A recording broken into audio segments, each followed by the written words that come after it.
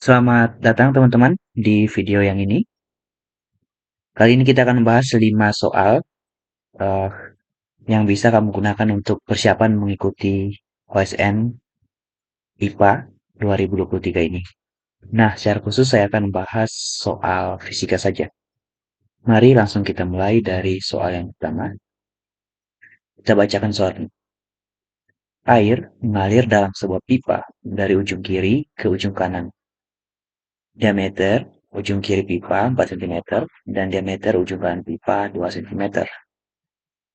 Jika kecepatan air di ujung kiri 2 meter per sekon, kecepatannya di ujung kanan adalah titik-titik meter per sekon.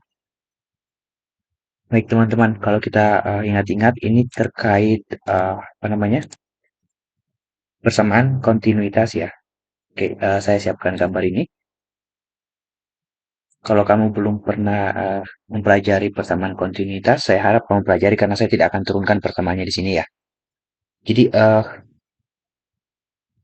yang diketahui dari soalnya adalah diameter pipa, ujung pipa ya, ujung pipa bagian kanan ini diameternya. Jadi ini walaupun tidak terlihat seperti lingkaran, ini karena gambarnya dua dimensi ya. Ini diameternya eh, sama dengan 4 cm, sementara yang di kanan ini dikatakan 2 cm. Nah, dari persamaan kontinuitas kita tahu bahwa massa air yang mengalir dari suatu apa namanya ini luas permukaan ini yang melewati luas permukaan ini harus sama dengan yang keluar. Artinya eh, massa air yang masuk ke ujung kiri ini harus sama dengan yang keluar dari ujung kanan ini dalam waktu yang sama. Misalnya kalau dalam 1 detik air masuk ke sini 1 kilogram, maka yang keluar dari sini sama dengan 1 kilogram juga, gitu. Dengan catatan kita anggap massa jenis fluidanya eh, tidak berubah gitu ya. Oke, itu teori dasarnya. Saya harap kamu tidak menjadi bosan karena saya bahas sedikit. Nah, saya tidak akan menurunkan persamaannya. Kita bisa buat di video yang lainnya. Tapi kita dapatkan dari situ adalah eh, luas penampang satu dikali kecepatan aliran fluida di penampang satu itu harus sama dengan luas penampang 2 dikali kecepatan aliran fluida di penampang 2 gitu. Nah, kita bisa memisalkan bagian kiri ini sebagai penampang satu dan bagian kanan sebagai penampang 2 gitu ya. Berarti yang ditanyakan di sini adalah V2 begitu ya. Berarti yang ditanyakan adalah V2. Nah, sekarang dari soalnya yang dikatakan adalah diameter. Sementara kita harus mencari tahu luas penampangnya, luas penampangnya. Luas penampang itu yang mana? Luas penampang itu adalah ini yang saya arsir, hitam, gitu ya. Jadi berbentuk lingkaran. Nah, luas sebuah lingkaran, kalau kamu masih ingat, adalah V dikali jari-jari pangkat 2. Oke, dan kamu tentunya masih ingat hubungan jari-jari dengan diameter adalah jari-jari sama dengan setengah diameter gitu ya. Maka luas penampang ini adalah V dikali setengah diameter pangkat 2. Ini sama dengan eh, seperdua pangkat 2 adalah seperempat ya, berarti seperempat V diameter pangkat 2. Jadi itu adalah rumus untuk luas dalam variabel diameter. Nah, sebelum kita jawab lebih lanjut, kalau kamu jumpa soal seperti ini, kamu harus lihat bahwa di sebelah kanan dikatakan kelajuan airnya adalah 2 meter per sekon gitu ya, di tempat yang luas. Kalau kamu pernah menggunakan selang, gitu, kalau kamu persempit ujung selang bagian kanan ini, biasanya kan di rumah kita punya selang yang apa ya namanya, yang eh, luas penampangnya sama gitu, tidak berbeda. Biasanya kalau kita persempit itu alirannya akan semakin cepat begitu ya kelajuan. Maka dari opsi ini kamu bisa tahu seharusnya yang paling mungkin yang mana. A dan B sudah pasti ditolak gitu ya. Karena di sebelah eh, kiri saja sudah 2 meter per sekon. Berarti kemungkinannya adalah C dan B. Oke, kita lanjut. Maka saya lanjut ke sebelah kiri ya. Maka V2 itu sama dengan A1 per A2 dikali V1, begitu. Nah, sekarang kita bisa tinggal memasukkan nilai-nilai yang sudah ada dari soalnya. A1 adalah seperempat V dikali D1. D1 itu 4 cm ya. D1 pangkat 2 per seperempat V D2 pangkat 2. Dikali V1 adalah 2 meter per sekon. Nah, D1 adalah 4 cm, D2 adalah 2 cm, gitu ya. Tapi sebelum kita masukkan nilainya, kita coba lihat ini seperempat dengan seperempat bisa dicoret. Maka ini menjadi D1 pangkat 2 berarti 4 pangkat 2 per D2 pangkat 2, D2 pangkat 2 dikali 2 meter per sekon. Nah, untuk yang ini saya nggak perlu tulis satuannya lagi ya, karena akan dibagi gitu. Maka ini sama dengan 16 per 4 dikali 2 meter per sekon. Maka ini sama dengan 16 dibagi 2 ya. Ini tinggal 2. 8 meter per sekon. Oke, jadi sekarang kita tahu kecepatan di ujung pipa bagian kanan adalah 8 meter per sekon. Gitu. Nah, saya membahas soal ini memang sedikit agak panjang ya. Kenapa? Karena saya memang lebih suka membahas konsepnya daripada cepat-cepat. Kalau kamu merasa sudah bisa, kamu bisa langsung skip ke soal berikutnya gitu. Berarti bagian D, jawaban yang paling tepat. Baik, saya harap kamu paham. Kalau memang ada yang butuh ditanyakan nanti, silakan berikan pertanyaan di kolom komentar saja. Kita lanjut ke nomor berikutnya, nomor 2. Saya bacakan soalnya. Sebuah benda dengan massa 5 kilogram dan volume 0,01 meter pangkat 3 dimasukkan seluruhnya ke dalam fluida. Agar benda diam di dalam fluida, diperlukan gaya sebesar 20 Newton. Jika percepatan gravitasi di tempat itu 10 meter per sekon pangkat 2, massa jenis fluida tersebut adalah titik-titik kilogram per meter pangkat 3. Ini ada 4 opsi. Oke, mari kita ingat-ingat kembali uh, apa namanya hukum Archimedes ya terkait terapung, tenggelam, dan melayang. Nah, kalau kita lihat ini kita coba lihat kata kuncinya. Agar benda diam di dalam fluida. Diam di dalam fluida, gitu ya. Berarti di dalam, dia tidak di dasar. Artinya ini adalah keadaan melayang.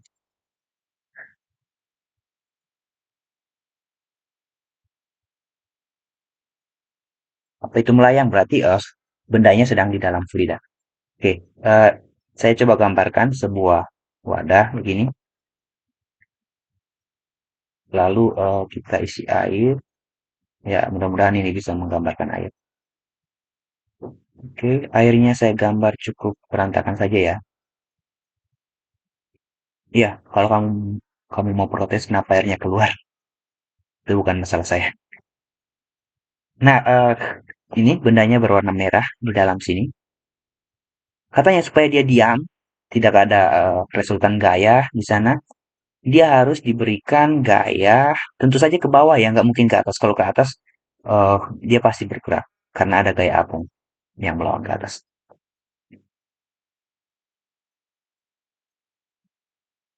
20 Newton.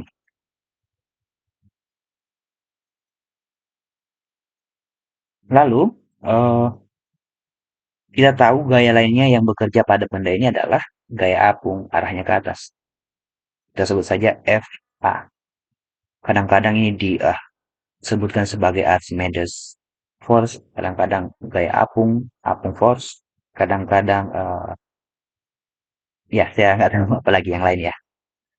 Oke, kita lihat gaya yang lainnya adalah eh, berat dari benda itu sendiri. Ini kita tulis sebagai W, begitu. dari kata dasar weight. Nah, dari soalnya dikatakan dia diam. Kalau kamu masih ingat hukum Newton pertama, benda dalam keadaan diam itu syaratnya adalah jika resultan gaya yang bekerja pada benda itu adalah nol. Itu ya, ini hukum satu Newton.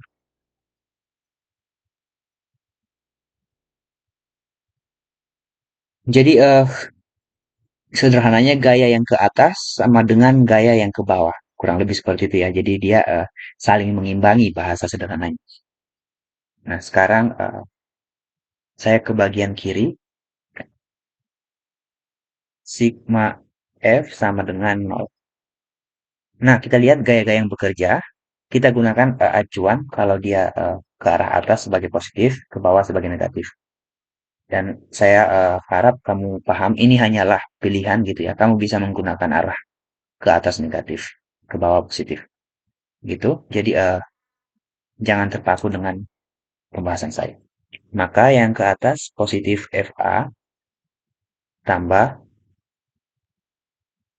20 Newton ditambah, mohon maaf, minus 20 Newton ditambah minus berat benda sama dengan nol. Oke, jadi resultan itu ini dilambangkan dengan sigma artinya adalah penjumlahan gitu ya.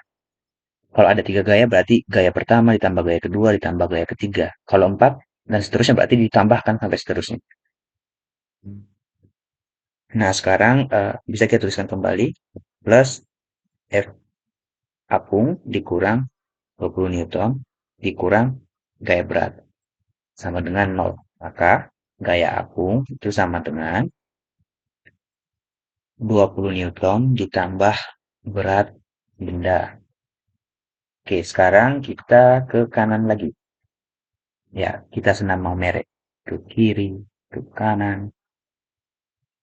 Eh, gaya apung, kalau kamu masih ingat, itu setara dengan atau sama dengan massa jenis fluida dikali percepatan gravitasi dan volume fluida yang dipindahkan oleh benda atau volume benda yang tercelup. Nah, bendanya tercelup seluruhnya, berarti volume benda seluruhnya gitu ya. Saya tulis volume benda. Maka bisa kita tuliskan massa jenis fluida saya singkat sebagai rho F gitu ya. Massa jenis ini, simbol ini dibaca dengan sebutan rho, RHO, dikali G, dikali V benda. V benda saya singkat sebagai VB. Itu sama dengan 20 Newton ditambah W. W itu adalah massa dikali percepatan gravitasi gitu ya. W ini sama dengan ya, berat itu didefinisikan sebagai massa benda dikali percepatan gravitasi. Nah, massa benda adalah 5 kilogram dikali percepatan gravitasi tempat itu adalah 10 meter per sekon pangkat 2. Nah, yang ditanyakan di soal tadi adalah massa jenis fluida lah. Mohon maaf, salah ngomong. Massa massa jenis fluida ya, yang ini. Oh iya, saya harap mohon dipahami ya kalau saya sering salah-salah ngomong. Saya memang belum pintar ngomong. Berarti ini sama dengan 20 Newton ditambah 5 kali 10 itu adalah 50. Nah, kilogram dikali meter per sekon pangkat 2 adalah Newton ya. Ditambah, saya gunakan warna merah saja, 50 Newton. Dibagi percepatan gravitasi.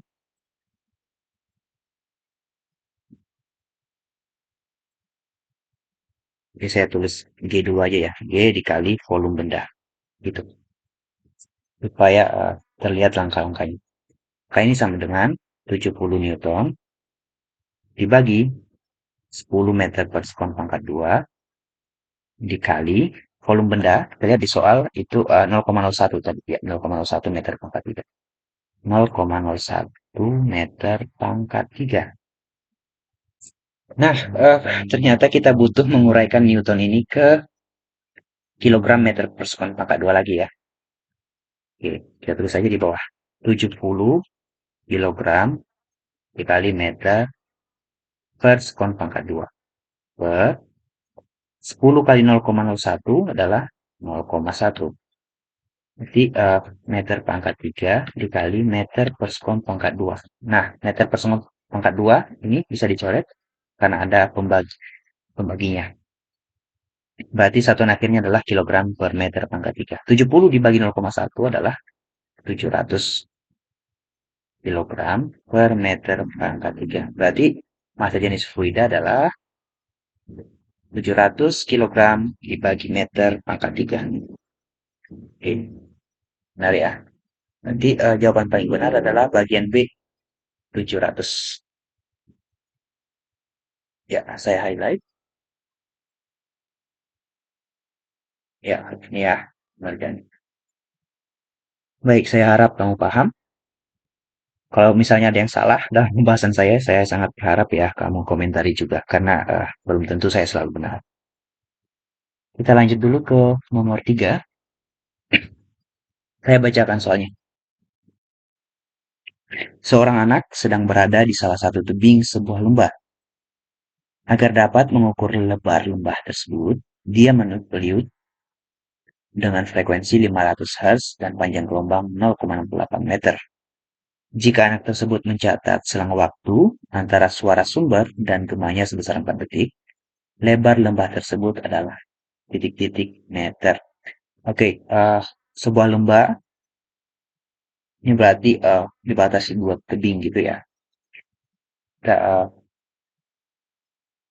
coba misalkan saja, lalu gambar saya sedikit kurang baik. Ini hanya penyederhanaan saja ya. Jadi kita misalkan ini adalah tebingnya. Jadi dia di salah satu tebing, berarti di sini dikatakan dia mengirim sinyal suara ke tanah, gitu ya, ke arah sana. Lalu gemanya kembali terdengar di sini. Artinya ada pantulan suara. Nah, perjalanan pulang pergi ini, gitu ya, antara suara sumber dengan gemanya ditangkap kembali, itu adalah 4 detik.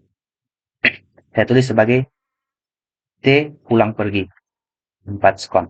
Berarti satu perjalanan 2 sekon gitu ya. Satu perjalanan lagi 2 sekon. Lalu di soalnya diketahui frekuensi sama dengan 500 Hz dan panjang gelombang bisa ditulis sebagai lambda gitu ya. 0,68 meter. Lalu ditanyakan lebar lembah tersebut. Berapa jarak dari sini ke sini? Begitu. Nah, kita sudah belajar ya. Jarak itu sama dengan kurang lebih bisa kita tulis sebagai kelajuan dikali waktu. Gitu. Nah, berarti T yang kita maksud di sini adalah T sama dengan setengah dari T pulang pergi. Gitu ya. T sama dengan setengah dari 4 sekon. Itu sama dengan 2 sekon. Nah, sekarang masalah kita adalah mencari kecepatannya. Bagaimana mencari kecepatan eh, gelombangnya, gelombang bunyinya. Oke, kalau kamu masih ingat, sebuah gelombang bisa kita gambarkan diagramnya seperti ini. Satu lembah ini adalah satu panjang gelombang. Itu ya sampai di sini, sampai yang saya warnai merah ini.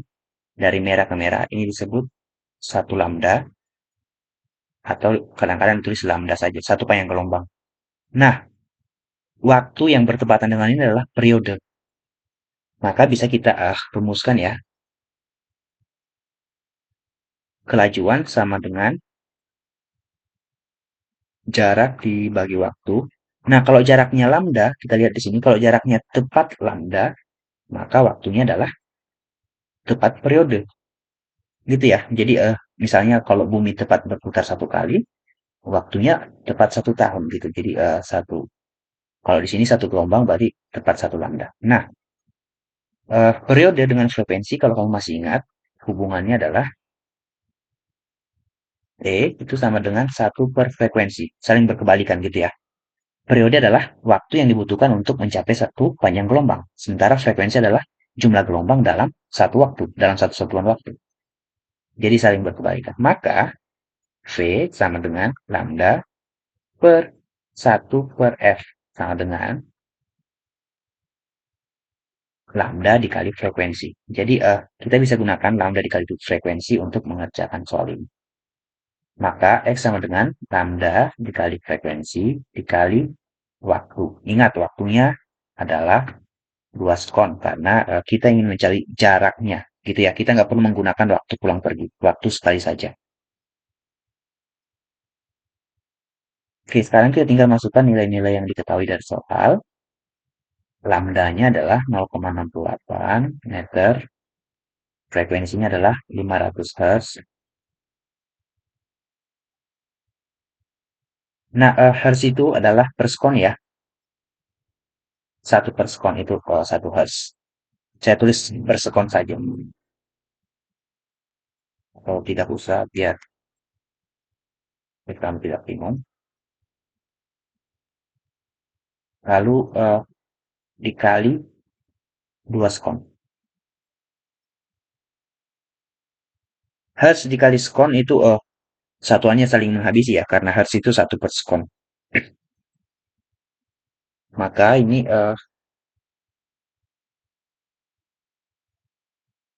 sama dengan 0,68 meter dikali 500 dikali 2 adalah 1000 ya, 10 pangkat 3.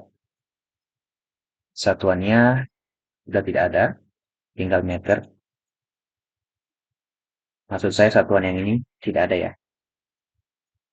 Oke, 0,68 dikali 10 pangkat 3, itu dikali 10 pangkat 1, kali 10 pangkat 2 berarti 680 gitu ya.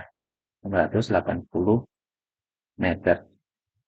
Jadi jarak antar apa namanya tadi? Tebing dari lembah itu adalah 680 meter. Berarti opsi jawabannya adalah bagian B. 680 satuan meter. Oke, untuk nomor 3 ini sampai di sini dulu. Kita bisa lanjutkan dulu ke nomor berikutnya. Nomor 4. Baik, ini terkait hukum Coulomb. Jika jarak antara dua muatan listrik diperkecil menjadi sepertiga kali jarak semula, maka gaya Coulomb antar kedua muatan menjadi titik-titik kali berapa kali gitu ya maksudnya. Nah, kalau kita masih ingat, gaya Coulomb itu adalah konstanta Coulomb dikali muatan satu dikali muatan 2 per jarak muatan satu dan 2 kuadrat. Gitu ya. Jadi semakin kecil jaraknya, gaya Coulomb ini semakin besar. Gitu. Berarti kalau jaraknya diperkecil, ini kan sepertiga kali diperkecil, berarti semakin besar seharusnya. Gitu ya. Maka gaya Coulomb antara kedua muatan menjadi sepertiga kali. Tidak mungkin. Ini sudah tidak mungkin. Ini masa mengecil gitu ya. Jadi ini kita bisa coret. Apakah 3 kali, 1/9 kali sudah tidak mungkin gitu ya. Berarti yang mungkin adalah eh, 3 kali dan 9 kali gitu. Nah, tapi sebenarnya dengan gampang kamu lihat, ini kan seper R pangkat 2. Berarti R-nya di pangkat 2 kan. Berarti ini 1/9 seharusnya 9 kali. Tapi kita coba kerjakan saja. Nah, kita misalkan ini adalah gaya sebelum jarak diubah gitu ya. Jarak diubah. Sekarang jaraknya diubah, kita sebut F aksen gitu. R-nya menjadi sepertiga, R aksennya menjadi sepertiga R gitu. Maka F aksen sama dengan konstantanya tetap sama, Q1 tetap sama, nilai muatannya tetap sama ya. Dikali R aksen pangkat 2. Ini sama dengan K, Q1, Q2 per sepertiga R pangkat 2. K ini sama dengan K, Q1, Q2 per 1 pangkat 2 adalah 1, 3 pangkat 2 adalah 9, R pangkat 2 tetap R pangkat 2 gitu ya. Maka ini sama dengan K, Q1, Q2 per eh, R pangkat 2 dikali 9 gitu ya. Jadi dikali 9. Ya, ini angka 9 ya. Ini bukan huruf G. Maka sekarang bisa kita tulis, kayak sebelum kita tulis lebih sederhana, kita coba lihat. Ini, yang saya kotakin ini, yang ini adalah F gitu ya, adalah F yang di atas ini. Kalau kamu lihat nilainya sama. K, Q1, Q2, R kuadrat. Gitu. Maka, ini bisa kita tulis sebagai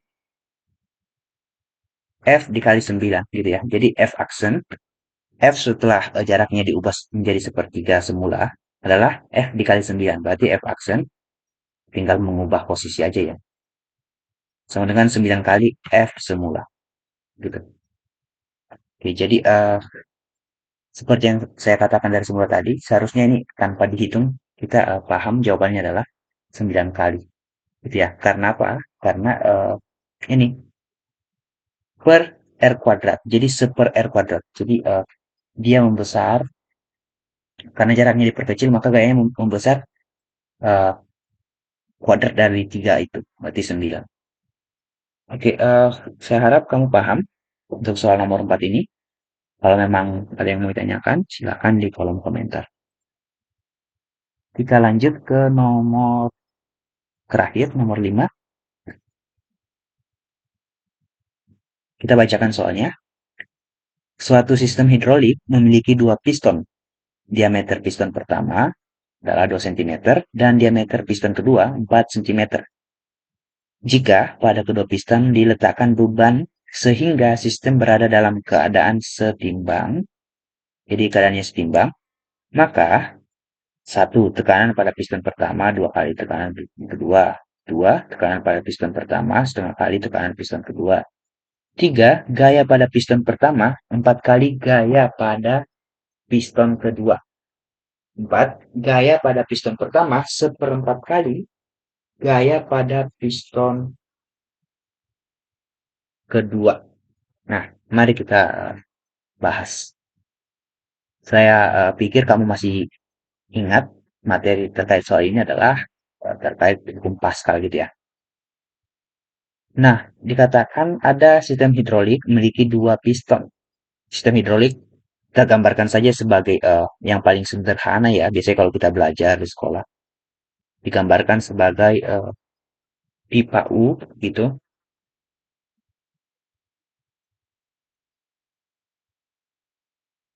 Dikatakan diameter piston pertama 2 cm dan piston kedua 4 cm. Berarti ini 2 cm,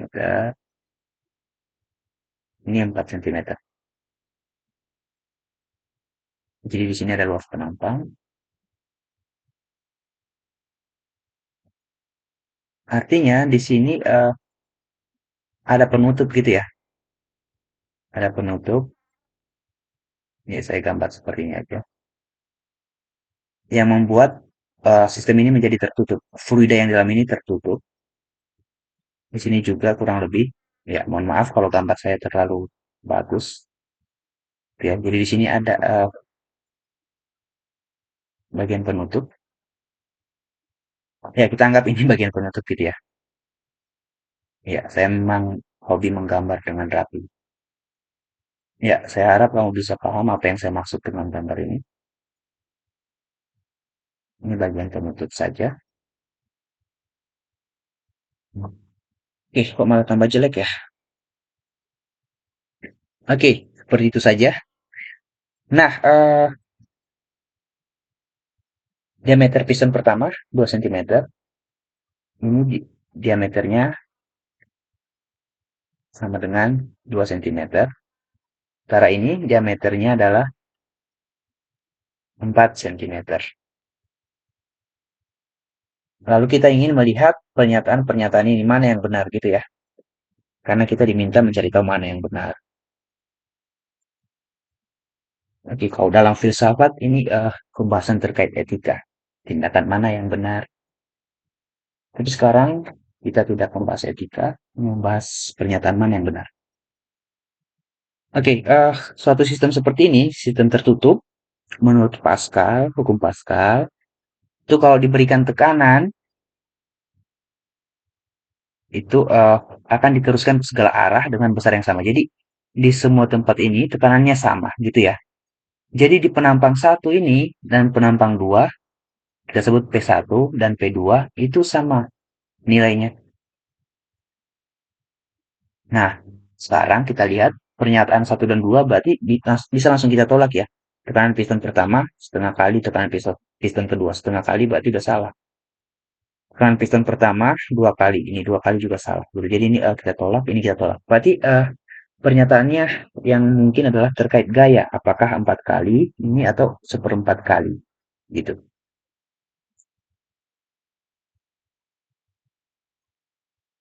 Nah, kita turunkan P1 sama dengan P2. Nah, tekanan pada luas penampang satu adalah gaya pada penampang satu dibagi gaya pada penampang, mohon maaf, luas penampang satu sama dengan gaya pada penampang 2 dibagi luas penampang 2. Itu ya. Oke, di soal yang berapa tadi ya, saya lupa. Hubungan diameter dengan luas penampang itu adalah seperempat V dikali diameter pangkat 2. Gitu ya. Itu bisa kita gunakan nanti. Nah, sekarang kita ingin melihat perbandingan gaya gitu ya, karena pernyataan 3 dan 4 ini terkait perbandingan gaya. Maka F1 per F2, F1 di mana? F1 di sebelah kiri, F2 di sini gitu ya. Ini F2, F1.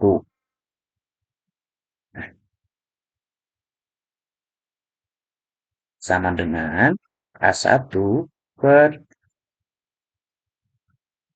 A2 dibanding A2. Sama dengan A1 berarti seperempat V dikali diameter 1 pangkat 2. Di A2 adalah seperempat V dikali diameter 2 pangkat 2. Nah, kita lihat seperempat V bisa kita saling bagikan menjadi satu nilainya. Ini sama dengan diameter 1 pangkat 2 dibandingkan dengan diameter uh, luas penampang 2 kuadrat. Di 2 cm kuadrat per 4 cm kuadrat. Cm kuadratnya saling membagi. Ini adalah 4 per 16. Sama dengan 1/4. Nah, sekarang mari kita lihat. F1 per F2 sama dengan 1/4. Maka kalau kita kali silang, gitu ya. Sebenarnya bukan kali silang. Secara formal adalah eh, kita hilangkan F2 dari ruas, apa namanya, ruas kiri. Dan kita coba hilangkan 4 dari ruas kanan. Tapi sederhananya, biasanya yang kita pelajari adalah kali silang ya. Berarti 4 F1 sama dengan F2.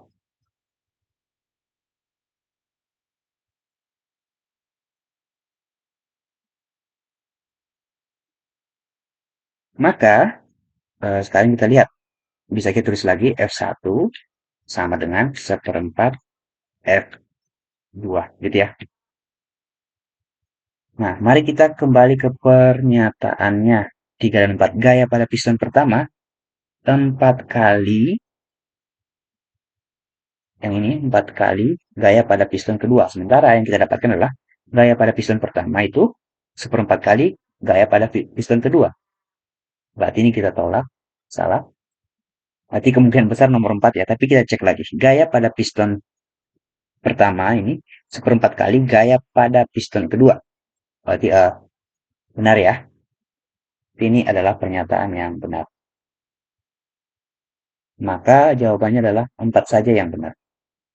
Jadi kalau ada opsi jawaban seperti ini, walaupun sih ada 4, lihat ini dihubungkan dengan logika dan itu artinya harus dua-dua pernyataannya benar. Jadi 2 harus benar, 4 harus benar. Gitu. Baik, sekian dulu pembahasan soal. Saya harap 5 soal yang saya bahas bermanfaat untuk kamu. Dan kalau kamu suka pembahasan soalnya, jangan lupa like videonya ya. Kalau memang ada yang butuh ditanyakan, silakan komentari. Mungkin ada kesalahan pembahasan saya, juga silakan disampaikan di kolom komentar. Dan kalau kamu belum subscribe channel ini, silakan subscribe. Demikian kita bertemu kembali di video-video saya yang berikutnya.